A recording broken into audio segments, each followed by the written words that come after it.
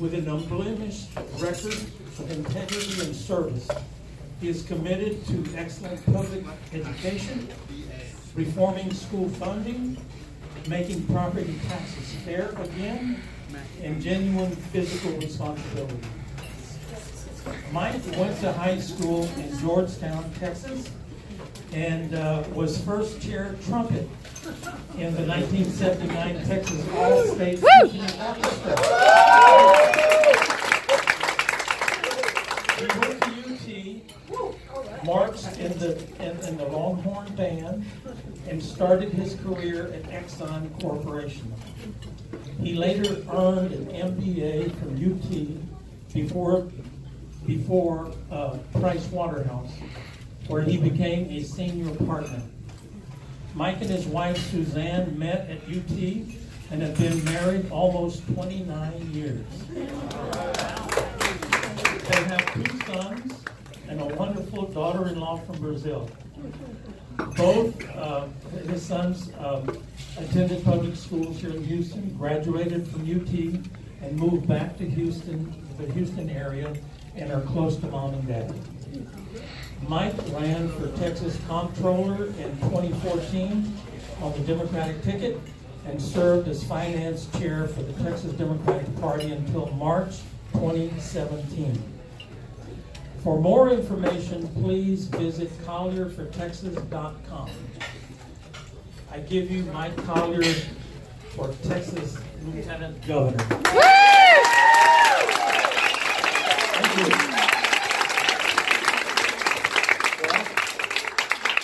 Hello, fellow patriots. Any patriots in the house? Anybody in here cherish freedom?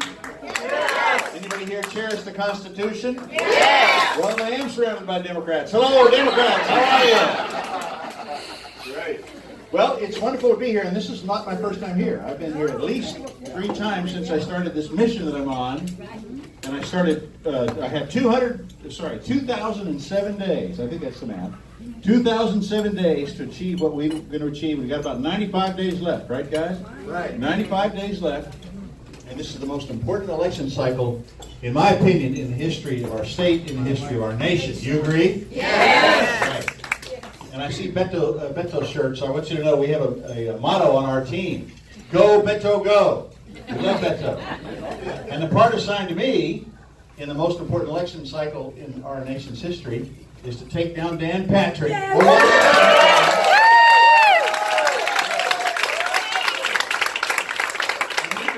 He really is awful, isn't he? Yeah. And as much as I always say this, as much as I want to sit here and bash him all night, we have work to do. So often I hear, no, bash him, hit him. I want you to know, I'm going to take a minute to introduce myself. Right. So I want to tell you about my mom. My mom, she's 82 years old. And when I told her 5 years ago that I was going to take a little break from being, my CPA world and run for office, she said, "Oh, no, I really wish you knew that I raised you to be a nice boy." They're all so unpleasant. And I said, "Mom, I promise you I'll be nice." She said, "Okay," but I saw her about a week ago, and she said, "Hit him again! Please let go!" So by way of background, just by way of introducing myself, yes, my wife and I, Suzanne, will be married 29 years. This is August 1st, so we'll be married 29 years this month on the 19th, and I say that everywhere I go, hoping that I won't forget on the 19th. I'll be in El Paso, she'll be in Houston that night, but she supports this. And it was about 4 years ago that I said to Suzanne, I'm going to take early retirement. Now, we're not wealthy enough to retire, but, I can take a little break. She got this very pained expression. "What are you going to do?" I said, "I think I'd like to run for comptroller." She got the really pained expression. She said, "Texas comptroller?" And I said, "Yes." And she said, "Is there travel involved?" And I said, "Yes." And she said, "Okay, go." And she's my biggest fan. But I want to share with you why it was that I got into this in the first place, to bring you to the present, because it has an awful lot to do with what I want to do as Lieutenant Governor, and I think what you all want your Lieutenant Governor to work on. So my journey began back in 2011, and I had always believed that politics in America would work a lot better if we learned a skill in the private sector and then offered it up for the public good Do good work, be honest, don't stay too long, let the next person handle it. I've always felt like politics should do that. And I always knew that one day I would want to do something in public life. And I'm an accountant, I'm a CPA. And our political leaders can't handle money. If you don't get the money right, you don't get anything right. But I didn't know what it was that I would do in public life until one day I read the newspaper. This was in 2011. I read the newspaper. And the state legislature was going to cut public education by $5.4 billion. Do you remember this? We're going to cut public education by $5.4 billion. And they told us we had to do it because we had a deficit. Remember that? Well, I immediately smelled a rat. Because isn't it property taxes that pays for public education? And didn't my property taxes just go up? And now you're telling me that there's not enough money for schools. Is it possible that I'm being lied to? In the Rick Perry world, am I being lied to? Is it possible? And boy, were we being lied to. We did not have a deficit. We had a surplus. I was exactly right. And then I thought, well, this is awful. I mean, you can't do that to public education. I'm passionate about public education. And also, don't lie to me. I mean, I'm Dan Patrick's worst nightmare. I'm a Democrat and I'm an auditor. I get lied to.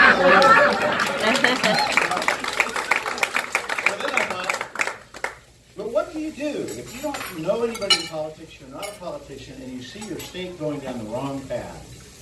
What do you do? And I felt the same helplessness that we all feel whenever we're being held hostage by a bad political regime in Austin. And I didn't know what I was going to do. But about 6 months later, reading the same newspaper, I read that Susan Combs, the comptroller, was going to step down and retire. And I read that there were no Democrats going to run for that office. It's a hugely important office. I couldn't believe my eyes. I got to the end of the article, and there was a quote from a consultant, didn't know him, Jason Stanford, in Austin, and he said, the Democrats may not have anybody to run for this important office. Why? Because you can't win. You can't win a statewide race, and nobody will bet their political career. And I said, that's my cue, because I don't have a political career. I have nothing to lose, and we have everything to gain. And I literally cold called Jason, who introduced me to the party, and off we went. And I haven't stopped, because the things that I was worried about then are getting worse and not better. And I've stayed on it. And when the party asked me about a year and a half ago, will I run against El Diablo or Dan Patrick? I said, let me have him because he's the worst lieutenant governor in the history of the state. Now, amen. We have a lot of rights, you agree? By the way, it's a real joy to run against somebody that nobody likes. Right. And we have a lot of problems in the state, and we're going to tick through some of the problems in the state. Education we're going to talk about. Property taxes we're going to talk about. Healthcare we're going to talk about. Water we'll talk about. Transportation we'll talk about. What does Dan talk about?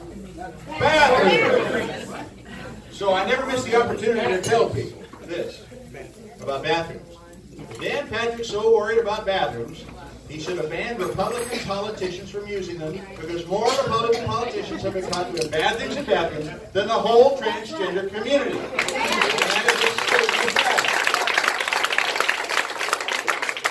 So we just got to go. Now I'm proud to say that the polls show that we are gaining on those guys and we can beat them. Do you agree? Yeah. Because we're on the right side of all the issues, and he's on the wrong side of all the issues. And I want to start with public education. Who here is pro-public education? Yeah. And I'm actually going to tell you why by telling you about Grandma, my grandmother. My grandmother was a teacher. Of course, she's passed away now, but I loved her and she loved me, and she was my mother's mother, so she did not have the same last name as me. So whenever we would go visit our grandparents, I'd run into people, and it would take them some time to figure out that I was Lita Hilliard's grandson. But my whole growing up, people would say, oh, goodness, you're Lita Hilliard's grandson. She was my teacher, and let me tell you what she meant to me. I mean, I was raised believing that teachers are the most important members of our community. I'll go to my grave believing that, and I am pro-teachers all the way. And I also think there's a moral dimension to public education, in my opinion, because I think we have a moral duty to all the young people in our state, not just the sons and daughters of the well-to-do, to get a great education so that they can provide for themselves and have a good life. Do you agree? Yeah. And vouchers is not the answer. Do you agree with that? No. Vouchers is for vultures. Vouchers are for vultures. They're a terrible idea. You know, Dan Patrick, so let's talk about vouchers for a second. Vouchers have come up for a vote in the legislature more than 50 times over the last 10 years. You aware of this? Every time that happens, the vouchers come up for a vote, the legislature says, no, we're not going to do it. But Dan Patrick won't let go. And he went so far as to change the name. You aware of this? Instead of calling them vouchers, he's trying to confuse people and call them education savings accounts. He's trying to confuse and mislead his own voters. That man's a scoundrel. If he were here, I'd say that to his face. So there won't be any discussion of vouchers when I'm lieutenant governor. And moreover, I shall endeavor to so discredit the idea and so discredit the messengers. Like you grab a poison weed and pull it out by the roots. When I've had 4 years as lieutenant governor, that concept of vouchers will never come up again, right? So how are we going to have great public education? We know we're not going to have vouchers. We need to put more money into public education. I think everyone knows that. And I don't have to walk through the data. You've seen the data. But we have to put more money in public education. Now here's what I'd love to tell you. I'm so proud of our teachers. Who are the teachers, active teachers in the room? Wonderful. I am so proud of you because every time I talk about we're getting retired in a minute. We have a lot to talk about. Oh yeah. As to the active teachers, I am very pleased to report that whenever I say we should put money in public education and I list what would we do with that money, teacher compensation, I always say first, teachers always say to me, and this is one of the reasons why I cherish teachers, they say, no, don't start with compensation. Start with class size and special education teachers because I want to teach, right? Do you agree? Yes. I want to teach, so teachers can teach and teachers can learn. But that's going to cost us money if we have smaller class sizes because we need more teachers. Fabulous. It's going to cost us more money when we have the right number of special education teachers. Fabulous. Do those two things, and we are well on our way to having a better public education system, right? And the teachers who say, well, I don't really want to raise, sorry, you're going to get one anyway. Because we want to attract the very, very best young people to come into the profession. That's how you have great teachers, is good people get involved. And then, most importantly, perhaps, we want them to stay in the profession. Because turnover at year 5 or 6 is enormous. Because people they're idealistic when they're in college, but after year 5 or 6, they start thinking about mortgages and house payments and saving for college and aging parents and all the rest. And so we have to give them a financial incentive to stay because all that talent leaves. And so that costs money too. Yes. So we have to have pre-K. We should put money in pre-K all the way. Do you agree? Yes. Because that's hugely important. That costs money. Sadly, we have to talk about safety now. We must talk about school safety. I don't think we lock all the doors. I don't think we turn our schools into prisons, harden targets. We don't arm teachers, in my opinion. No. What we need are more counselors and trained psychologists and adults that have relationships with the students so that we can spot trouble and deal with it. That costs money. And of course, sensible gun laws, there's no question. It's time for sensible gun laws. We used to be able to talk about it. We're going to start talking about it again. And I'm not afraid. We're running on sensible gun laws. Any Moms Demand Action folks here? All right? I'm glad to see you.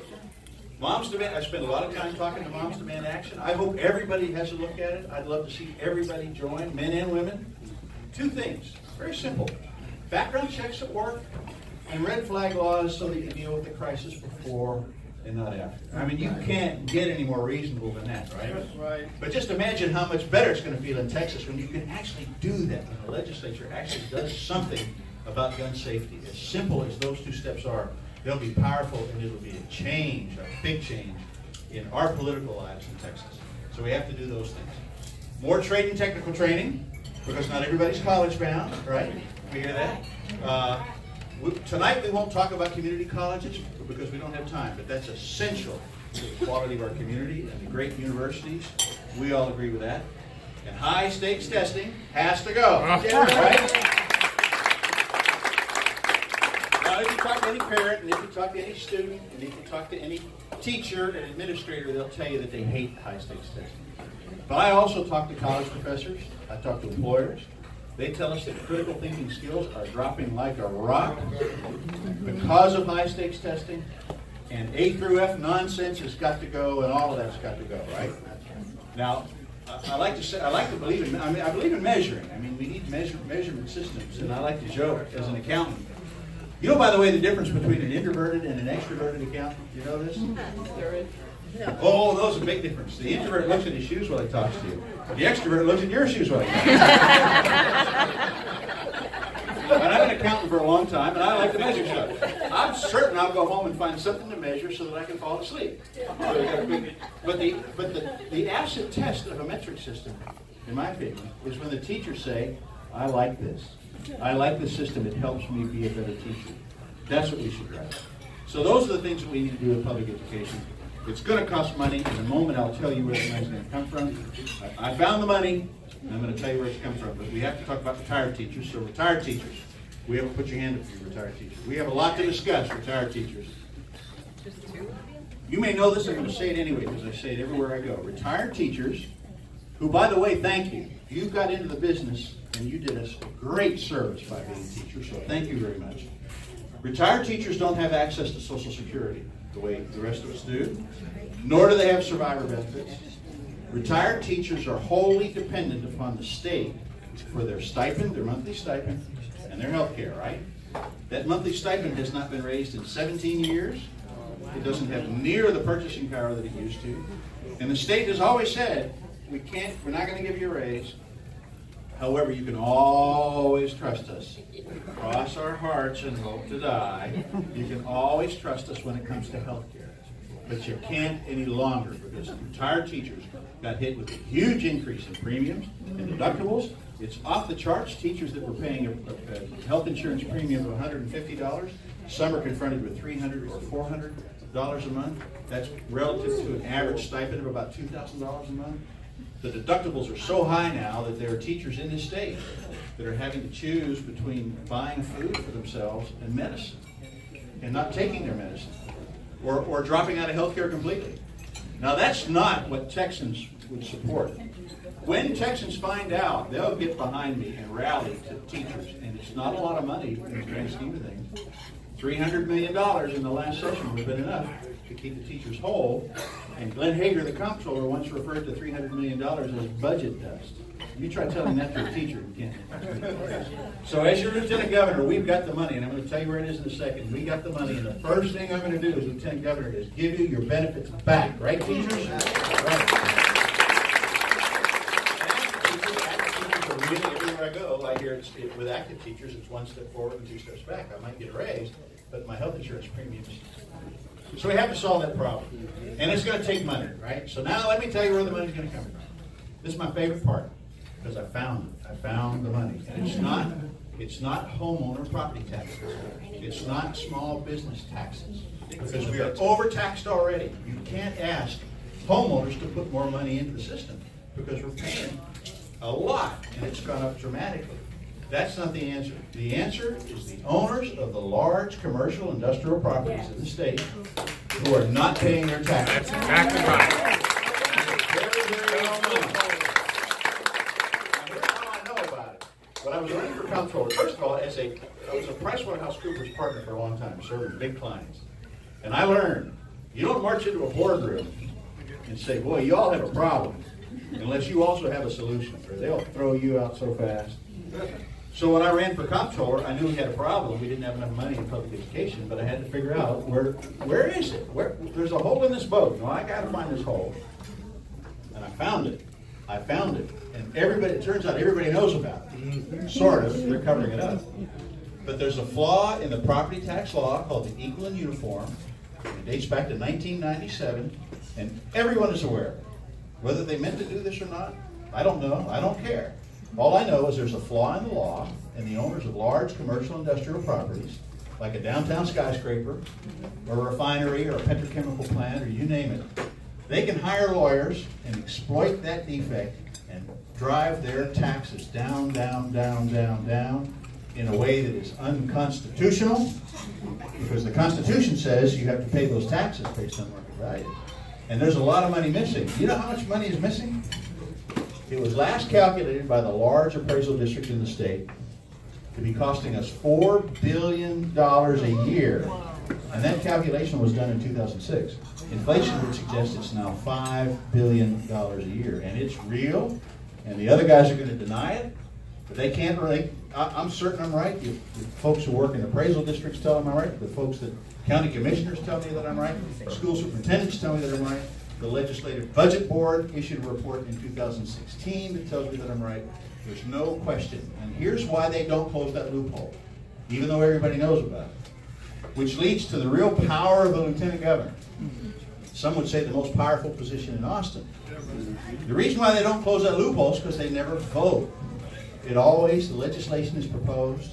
I discovered this when I was running for comptroller because Wendy Davis, who was running for governor, had proposed the solution. It landed in my opponent's committee, and he let it die. And here is the power of the lieutenant governor. As lieutenant governor, they'll vote. The lieutenant governor is the president of the Senate, decides what they vote on. And that Senate will vote to close that loophole because I defy even the Republicans. The Democrats will vote for it. But I defy even the Republicans to go back to their districts and explain themselves when they cast a no vote when it resulted in higher property taxes and less money for schools. If you make them vote, they'll do the right thing because the political cost of not doing the right thing will be extraordinary. And that's the way I'm going to run my job as lieutenant governor. So we'll get that money, all right? So far, so good? This is the best part. So the other side will say, well, Mike, that's going to hurt jobs. You might be thinking that too. Because let's be honest, what are we talking about here? We're talking about requiring the big corporations to pay more money. We're requiring them to get back into the game with us, which they have to do. And the other guys will say that's going to hurt jobs. And that's complete hooey. They have it exactly backwards. Because whenever the big corporations always win the tax cut sweepstakes, that money flows into shareholders' pockets. And the shareholders, many of them, if not most of them, don't even live in Texas. They're hauling wealth out of the state. In contrast, our plan, you keep that money in the community where it belongs. Then you create more jobs. And you can see it in the statistics. When Dan Patrick was first sworn in 4 years ago, unemployment, Texas was 15th out of 50 states. Okay? 15. And he did two things. He cut the big corporate tax by 25% and raised school property taxes by 27%. Right? Well, we have to give these big corporations a break, and you're going to have to pay for it because they're going to create jobs. That's what they tell you. However, we went from 15th to 28th in terms of unemployment, and you can't point to anything in our economy like the oil business. It's bad fiscal policy. Don't let them tell you that this plan will hurt job creation. That's my number one duty as lieutenant governor. By the way, I've created more jobs as a businessman than Dan Patrick, the radio shock jock from the East Coast. Right? Okay, so that's education, that's property taxes. Let me move on to another topic, healthcare. You want to talk about healthcare? Yeah. Healthcare is very much on people's minds. And we have a big problem with healthcare. Because for all of us, the cost of healthcare, premiums, deductibles, prescription drugs, have been growing at about 7 to 7.5% per year, and we're really feeling it. And I can tell you, because I quit my job to run this race, my COBRA's expiring in 29 days. My team will tell you how frantic I am. And I'm on the exchange pricing for insurance, and it's, you know, Suzanne and I are looking at $2,000 a month. Just two of us. I mean, it's a good plan, but my point is that it's crushing everybody. It's also crushing our state budget. I mean, something like $20 billion of our state budget goes towards health care, growing at about 7.5% a year. And nobody does anything about the rising cost of health care. Affordable Care Act, Obamacare, was a step in the right direction. Of course, we know the other guys are trying to kill it over an ego thing and ideology. But we as Texans have to deal with the rising cost of health care. We have to play with the hand we've been dealt. I can't go to a single-payer system as lieutenant governor. That can only be done nationally. I have to play with the hand that I've been dealt. But the first order of business is to expand Medicaid. Right? And that's a good financial deal. That is a good financial deal. There's zero reason financially not to. It's the right thing to do for those of us who are working hard and can't afford insurance. Well, the federal government's going to pay for your insurance. It's a great deal. It also will help the cost for all of us because we're paying for them through higher costs of health care higher insurance costs. People who don't have insurance, we pay for them anyway. So when we want to solve the healthcare problem and bring the cost down, expanding Medicaid is the first order of business. But we need to keep going. There's more that we can do. It's time some state, let it be Texas, start an initiative where you start using technology, investing in technology to drive the cost of healthcare down and outcomes up. And there's some great work that's being done. And we'll do question and answer if you want to hear more, we can talk about it. Some great work being done in terms of remote monitoring, precision diagnostics, information systems, big data. There's some wonderful things that are happening. And then finally, we need a patient financial bill of rights because we're getting cheated a lot in healthcare. Do you agree? Yes. You know, I like to say, what would you have in a patient financial bill of rights? Well, how about a bill that I can understand in plain language? Why don't we start there? How about being able to ask the question, what's this going to cost me? You can't get a straight answer. What's it going to cost me? It's very simple. If you require insurance companies to publish their reimbursement rates, and if you require service providers to publish the cost of service, then all of a sudden economists will tell you that the cost for everyone will start going down, down, down, down, down, because people will be more honest. And that's the key. So those are the sorts of things that we need to talk about. I'm going to pivot now and talk about something that's very important to me. Perhaps it's important to you. Gerrymandering. We got to kill it. We got to kill gerrymandering. It's the root cause, in my opinion, of all of our political difficulties. If we don't kill gerrymandering, it'll kill democracy. I think it is killing democracy. And it's a very easy solution. There are several states that have gone to citizen-drawn redistricting commissions. The theory is very simple. We'll draw the districts, and then you politicians compete for our vote, right? So we have to do that. That'll be a big part of my experience. And then I want to say one last thing, and then we'll open it up to questions. Because there's a whole lot more that I could talk about, and I'm sure I left a lot of things out. Criminal justice is worth mentioning. We need to talk about criminal justice because we have a terrible situation in Texas in terms of criminal justice system. There's a racial element to it that causes me a great deal of distress. Young men, mostly men, not all men, but young men going to prison for a simple mistake that any fraternity brother probably makes every weekend. If that person ends up in prison, they get in and they can't get out. And those, we have to address the criminal justice system and help people. You make a small mistake, a nonviolent mistake as a young man, and I don't care what color you are, let's help you, let's get you out, let's get you working. That's the way we need to approach criminal justice. Then I want to say one last thing. Thank you. I want to say one last thing, then we'll throw it over to questions. It's simple. Compassion. Where's compassion in public policy? Where's compassion in Texas politics? It's gone. It's gone, and yet compassion is a Texas value. It's in our hearts. I mean, I'm for the separation of church and state. I mean, I am very passionate about the separation of church and state. I know you are too. But I also went and bought a Bible. I had to buy one because I was raised Catholic. Catholic City Catholic. Package for us. I never owned a Bible, but I thought, well, I better buy one and read one if I want to be lieutenant governor. So I bought one and I read it. And guess what I find in that book? Compassion. And doing for the least of our brethren. And that's missing, and it affects everything. It affects mental health. Where are we in mental health services in the state? Where are we on women's health services? You know, all the women that are dying from pregnancy, it's just awful. I mean, where are we on disabled? So the people that are born into bad circumstances, well, we ought to be there for them. I mean, that's what a community is for, right? So I want to bring simple human compassion back to Texas public life. And you know what's really interesting? You watch Republicans, when I say that, they squirm like you can't believe. Because they know there's something wrong in their party, and they know that we've got it in our party. Now, I'll close with a little story, then we'll throw it over to the question about Republicans. I'm often mistaken for one.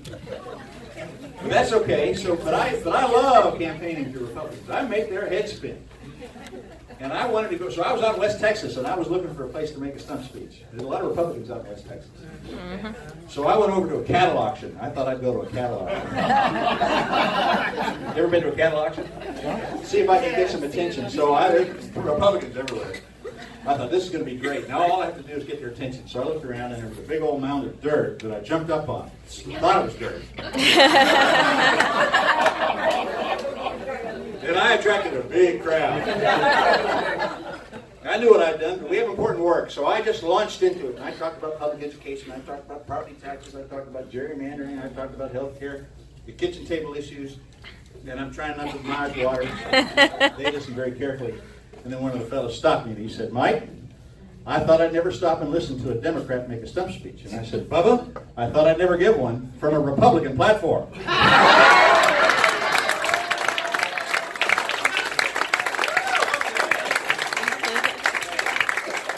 All right, so those are my prepared remarks. Why don't we take some time and throw it open to questions? Let's do it. Yeah, please. What do you thought SB4? Oh, SB4. I hate SB4.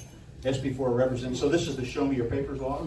Well, first of all, the chiefs of police of all the major cities, including Republican Fort Worth, plus the Texas Association of Chiefs of Police, has said that SB4 is going to make our communities less safe because it will interrupt good, solid policing.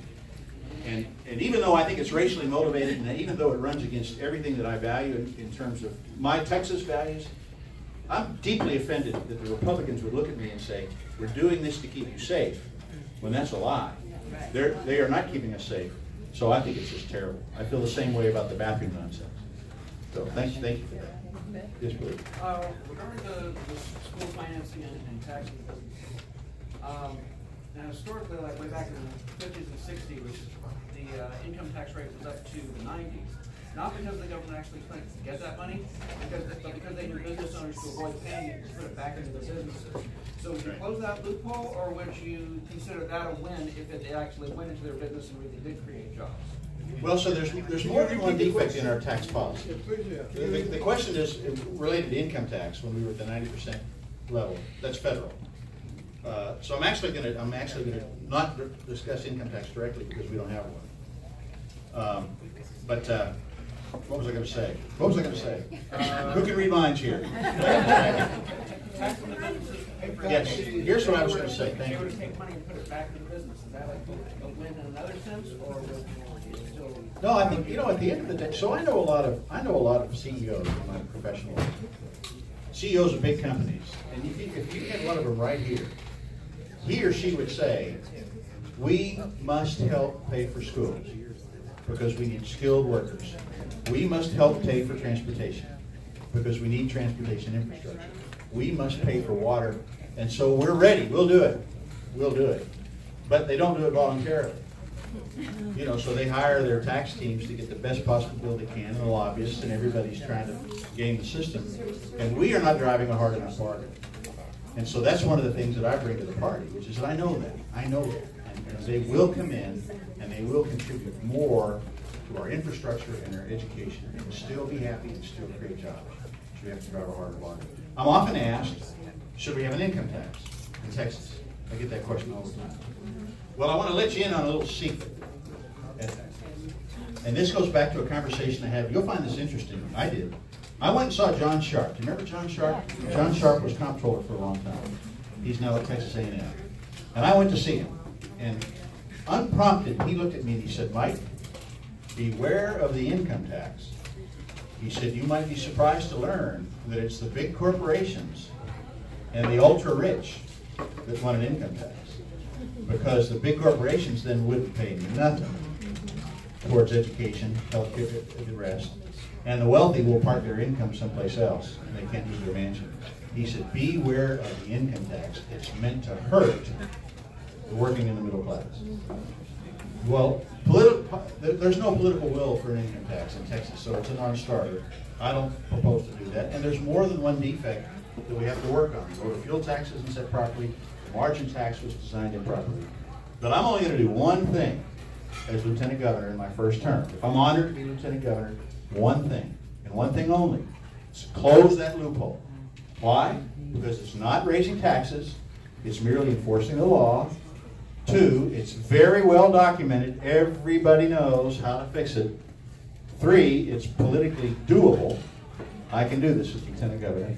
And 4, it'll give Texans a taste of honest financial leadership. And then we'll be able to start solving problems. So if I get that get that loophole closed, recover that $5 billion, start solving the public education problem and do the rest, then Texans will say, okay, I trust that accountant. Then if there's more problems, and there will be, I'm sure, then it's time for me to get reelected.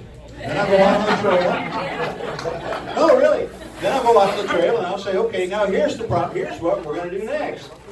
And if Texans don't like it, they won't vote for me. And if they do like it, they will vote for me. And that's my concept of how democracy should work. Who else has a question? Yes, ma'am. I don't understand the rainy day fund.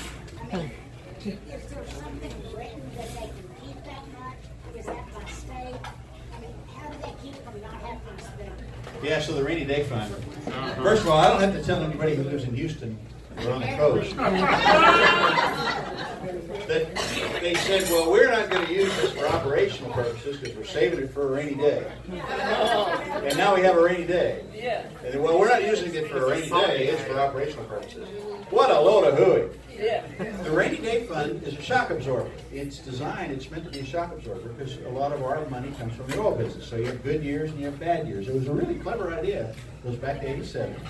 And they said, well, they used to. They said, when we have a good year in the oil business, we'll salt some money away, and when we have a bad year in the oil business, we'll use that money because you don't want to keep cutting teacher benefits and do the other things. And for a long time, they put money in good years, and they took money out in bad years, and they operated it just like you're supposed to. But then something happened to the Republicans. The brains turned to rocks. And they started running around saying, look how big that fund is. Aren't you proud of me? And I'm thinking to myself, I'm not proud of you. That's my money over there. If you're not going to use it for schools and roads and water, then give it back. Now, I will say this. I have my doubts that it's actually there. And I'll tell you why.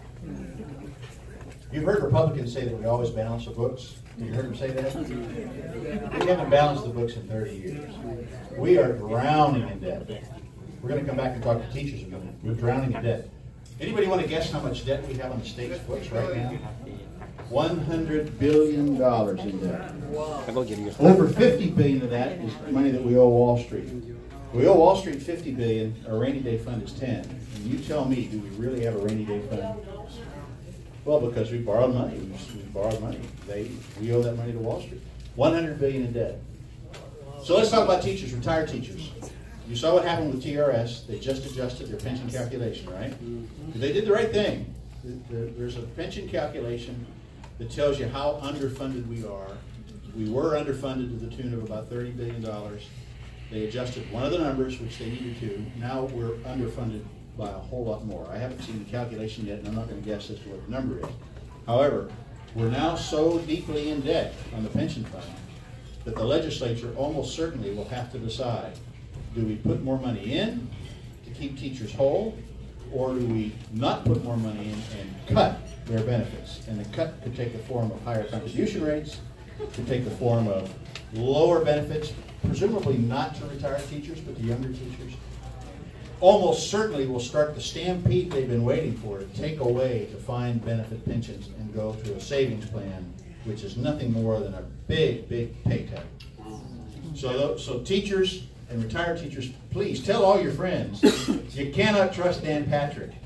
He will fight against you on this, but I will fight for you on this. And if we turn this election into a referendum on how we treat teachers and retired teachers, then so be it. Who has another question? I know that Citizens United is a federal thing, but is there anything we can do on the state level to stop dark money coming into campaigns? Well, I think we have to. I mean, I think our country is in its moment of maximum peril, and I think Citizens United, which is the most ridiculous thing I've ever seen. Any lawyers in the room? Maybe you can explain to me how this works. The whole idea that a corporation has First Amendment rights, and therefore they can put as much money into politics as they like, and nobody can ask any questions. And the Koch brothers think that it's just manna from heaven. No. Campaign finance is ruining our country. I mean,